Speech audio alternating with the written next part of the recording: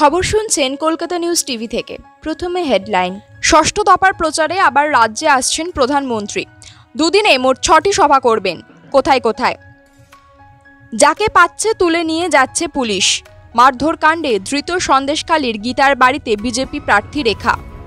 উস্কানিমূলক মন্তব্যের অভিযোগ, অমিত মালব্যকে রক্ষা কবচ হাইকোর্টের। ভোটে মদ খাওয়ানোর খরচ 40 কোটি। বিজেপিকে নিশানা করে তীব্র কটাক্ষ অভিষেকের। মমতার লজ্জিত হওয়া উচিত। সন্দেশখালীতে নারী নির্যাতন তৃণমূলের নৃশংসতার নজির, শাহ। বিস্তারিত খবরে যাওয়ার আগে ভিডিওটিতে লাইক দিয়ে চ্যানেলটি কলকাতা নিউজ টিভি সাবস্ক্রাইব করে রাখুন। ষষ্ঠ দফার প্রচারের জন্য আবার পশ্চিমবঙ্গে আসছেন প্রধানমন্ত্রী নরেন্দ্র মোদী। আগামী রবিবার এবং সোমবার রাজ্যে মোট 6টি সভা করার কথা তার। ষষ্ঠ দফায় যে কেন্দ্রগুলিতে ভোট রয়েছে তার কয়েকটি কেন্দ্রে যাবেন। রাজ্যে বিজেপি সূত্রে খবর, ষষ্ঠ দফার প্রচারের জন্য রবিবার রাজ্যে 2টি জায়গায় সভা করার কথা রয়েছে মোদীর। প্রথম সভাটি রয়েছে বাঁকুড়ায় বিজেপি প্রার্থী সুভাষ সরকারের সমর্থনে। তারপর সেখান থেকে প্রধানমন্ত্রী যেতে পারেন বিষ্ণুপুরে। সেখানে সভা রয়েছে প্রার্থী সৌমিত্র খাঁয়ের সমর্থনে। নতুন করে উত্তেজনা ছড়াচ্ছে সন্দেশখালীতে। পুলিশের বিরুদ্ধে বিজেপি সহ স্থানীয়দের নিপীড়নের অভিযোগ করলেন বসিরহাটের বিজেপি প্রার্থী রেখা পাত্র। বুধবার সন্দেশখালীর বেড়মজুরে পুলিশের হাতে গ্রেপ্তার হওয়া গীতা বরের পরিবারের সঙ্গে দেখা করেন রেখা। পাশাপাশি এলাকার বিক্ষোভকারীদের সঙ্গে দেখা করে বিজেপি প্রার্থী পুলিশের বিরুদ্ধে ক্ষোভ উগরে দেন। তার অভিযোগ, সন্দেশখালীর আন্দোলনকারীদের বিজেপি তকমা দিয়ে গ্রেপ্তার করছে পুলিশ। আন্দোলনের শুরুতে আমি ছিলাম, সেখানে রাজনীতির কোনো রং ছিল না, কিন্তু বিজেপি আমাকে প্রার্থী করার পর থেকে আন্দোলনকারীদের পুলিশ বলছে বিজেপি করেন আপনি। এই কথা কি পুলিশ বলতে পারে? তার আরও অভিযোগ, রাস্তা থেকে ভিক্ষুকদেরও তুলে নিয়ে যাচ্ছে পুলিশ। রবিবার 12ই মে সন্দেশখালী থানার সামনে বিক্ষোভ দেখান কয়েকজন মহিলা। সেখান থেকে কয়েকজন মহিলারা থানার পার্শ্ববর্তী তৃণমূল নেতা দিলীপ মল্লিকের বাড়িতে চড়াও হন বলে অভিযোগ ওঠে। দিলীপ সহ বেশ কয়েকজন তৃণমূল কর্মীকে মারধর করেন বিক্ষোভকারী। ওই ঘটনার প্রেক্ষিতে দিলীপ সন্দেশখালী থানায় বেশ কয়েকজনের নামে অভিযোগ দায়ের করেন। সেই অভিযোগের ভিত্তিতে 13ই মে সকালে বেড়মজুরের বাসিন্দা গীতাকে গ্রেপ্তার করে পুলিশ। তার গ্রেপ্তারের প্রতিবাদে আবারও বিক্ষোভ হয় বেড়মজুরে।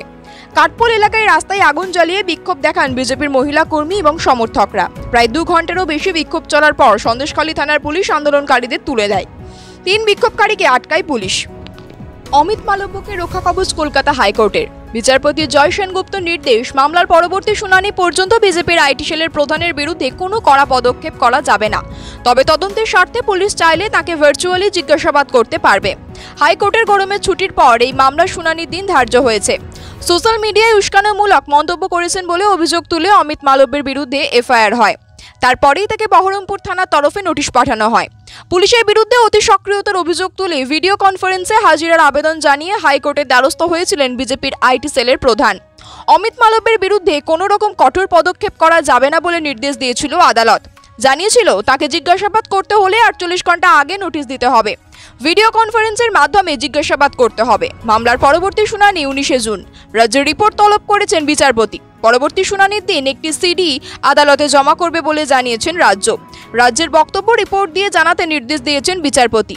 আদালত মনে করে থানা এফআইআর আপলোড না করে সুপ্রিম কোর্টের গাইডলাইন মেনে নির্দেশ অমান্য করেছে। 24 ঘন্টার মধ্যে এফআইআর আপলোড করতে হবে। আরামবাগের পুরসুরা সভা থেকে বিজেপিকে তীব্র আক্রমণ করলেন অভিষেক বন্দ্যোপাধ্যায়। তৃণমূলের সর্বভারতীয় সভাপতি এদিন বিজেপিকে মাতালদের পার্টি বলে কটাক্ষ ছুড়ে দেন। পাশাপাশি যতদিন বাংলায় তৃণমূল ক্ষমতায় থাকবে ততদিন লক্ষ্মীর ভাণ্ডার দেওয়া হবে, এমনটাই জানান তিনি। পাশাপাশি বিজেপি নেত্রী যে লক্ষ্মীর ভাণ্ডার বন্ধের হুমকি দিয়েছেন সেই প্রসঙ্গ টেনে সাধারণ মানুষকে আশ্বস্ত করেন তিনি এবং সরব হন বিজেপির বিরুদ্ধে। তিনি এদিনের সভা থেকে বলেন, যতদিন তৃণমূল কংগ্রেস সরকার থাকবে ততদিন লক্ষ্মীর ভাণ্ডার চালু থাকবে। প্রধানমন্ত্রী রাষ্ট্রপতিকেও লক্ষ্মীর ভাণ্ডার বন্ধ করতে দেব না। সন্দেশখালী প্রসঙ্গ টেনে এদিন সুর চড়ান অভিষেক। তিনি বলেন, বিজেপি নেতা বলেছে সন্দেশখালীতে কোনো ধর্ষণ হয়নি। একটি রাজনৈতিক দল এতটা নিচে নামতে পারে যে 4টে 5টা 10টা ভোটের জন্য দেশের কাছে বাংলাকে ছোট করেছে।